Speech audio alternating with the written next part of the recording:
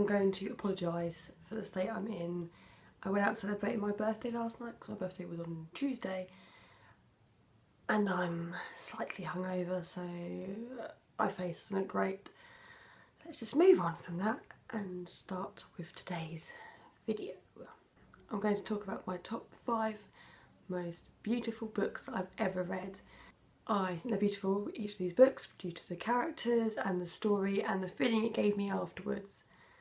It was really hard to find just 5 books. There's loads of other books that I wanted to put in this, but I either don't have the hard copy of it because I got it from the library, or, you know, I decided to go for these instead. Let's start.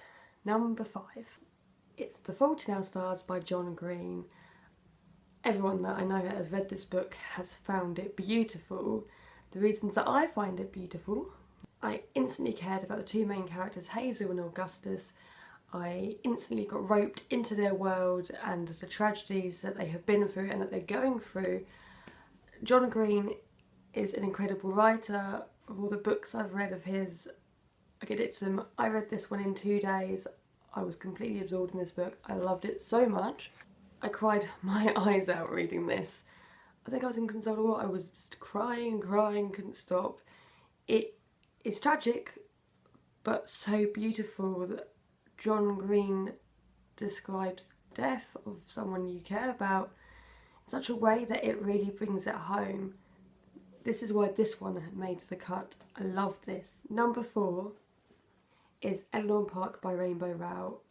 I don't have a bad thing to say about Rainbow Rowell at the best of times, but this one is one of the most beautiful stories I've ever read.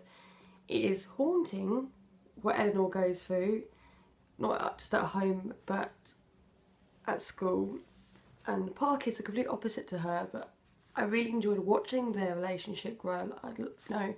The way they describe each other, I really enjoyed watching their love.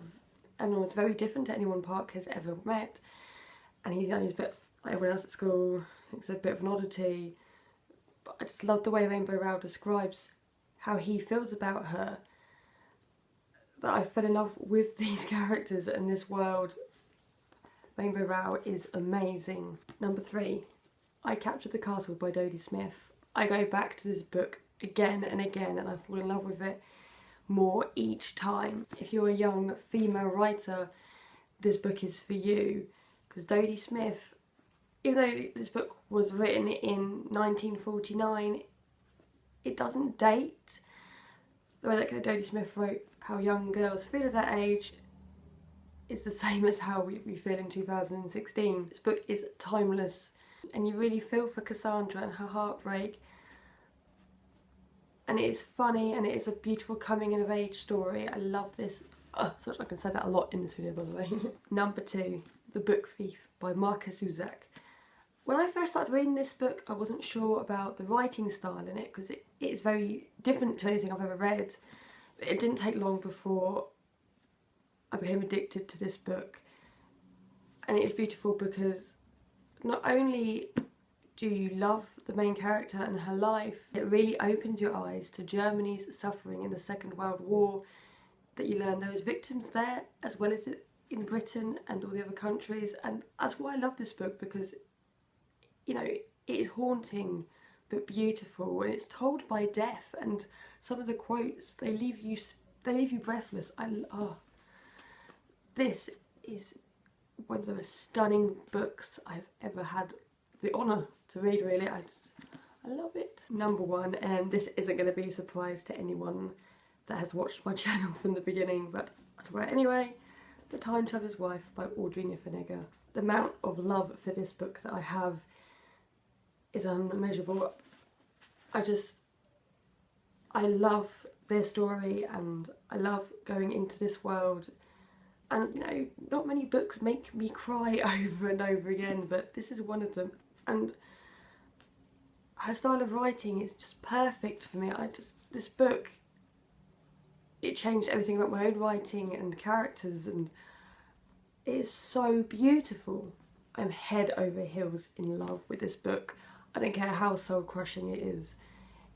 It makes you appreciate the love you have in your life. I want to give some honourable mentions to books I couldn't put in the video. I want to put Tiger Lily by Jodie Andrews in there. That book, I'm getting it from the library again. It's breathtaking. I love that one. The Night Circus I talked to before. Another book that I had and I lent it to someone, they lost it, is The Diary of Anne Frank, and I have never read a book that has stayed with me like that one. That is heartbreaking, truly heartbreaking. And I want to put Lovely Bones in there. That is also daunting. I love those. I just want to put them in the video because I couldn't fit them in, or I didn't have the books. I'm so sorry. Please leave me a comment below what your favourite books are, or if you've ever read any of these and you agree with me, or if you disagree and you think they're awful books. I'd like to have a discussion about that. Thank you very much. Goodbye!